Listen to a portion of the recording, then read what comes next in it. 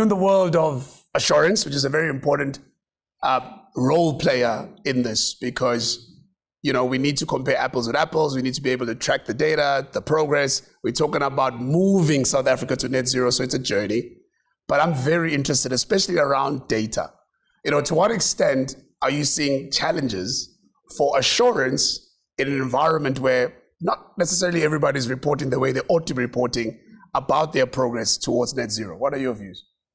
Yeah, no, so I think the challenge is, if I think about 10 years ago, the focus was so heavily on financial data and making decisions really only using financial data. We did start to look at operational data.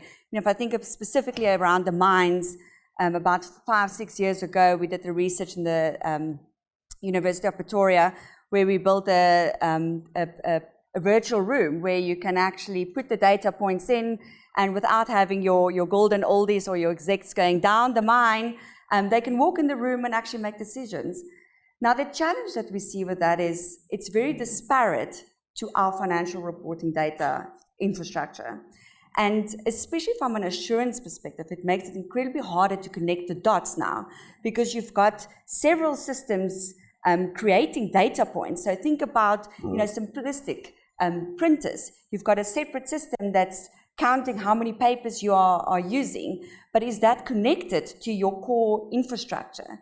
The question is maybe in some cases, but the challenge is connecting those, and we need to start to understand that when we invest in our infrastructure, integration is going to be of crux here. It's pointless to create a full-fledged system, but you cannot connect the dots out of that, connecting with your financial results at the end of the day. So a lot of work needed in this space. Now, trust is going to be important, because we're talking about the bread and butter, and who's saying what is better and what we need to take out. But your data point is going to be the crucial part to measure that. Right. So without that, you actually cannot measure whether one is right or the other one is not. So from my perspective, it is interesting to see how we're evolving. I mean, data is a big topic. And so 10 years ago, we just spoken about big data.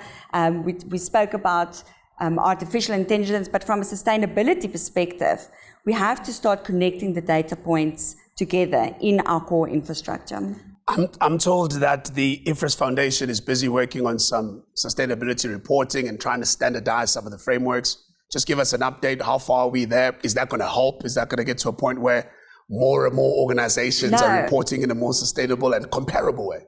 Absolutely. I think that is what we're waiting for, is that consistency and standardizing to what we're all working towards.